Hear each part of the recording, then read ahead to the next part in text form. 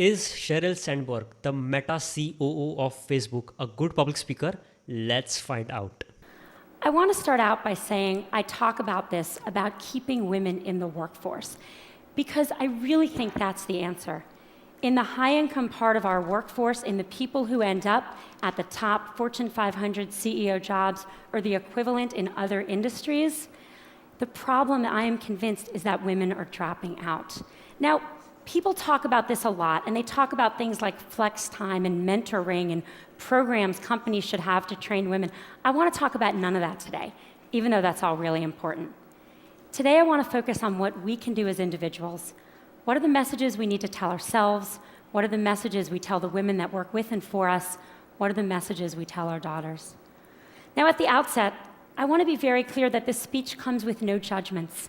I don't have the right answer. I don't even have it for myself. I left San Francisco, where I live, on Monday, and I was getting on the plane for this conference, and my daughter, who's 3, when I dropped her off at preschool, did that whole hugging the leg, crying, "Mom, you don't get on the plane" thing. This is hard. I feel guilty sometimes. I know no women, whether they're at home or whether they're in the workforce, that don't feel that sometimes. So I'm not saying that staying in the workforce is the right thing for everyone. My talk today is about what the messages are if you do want to stay in the workforce. And I think there are 3. 1, sit at the table. 2, make your partner a real partner. And 3, look at that, don't leave before you leave. Number 1, sit at the table. Sheryl is very straightforward and absolutely clear about what she's going to speak about. And in the first 3 minutes of the speech, she clarified that she's not going to talk about 10 different problem statements, but she just want to focus on one idea. Now, this suddenly brings the focus in the minds of listener on one central idea. And that idea is what message you give to women. And one more thing I really appreciate about her is that majority of us in life, we often try to find oversimplified answers. So we want someone to tell us what to do and what not to do.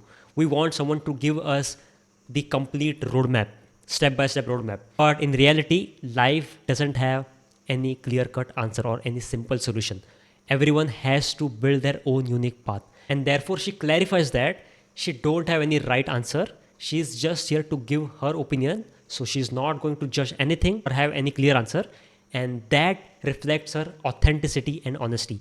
And people love when you are honest and authentic. So while speaking, if you can get this one thing right, that is honesty, then you have people trust and people will remember you. And then she starts her speech by giving a structure to the audience. She says that there are 3 things. So now people have a structure. There is point number 1, point number 2, and point number 3. And then she starts the speech.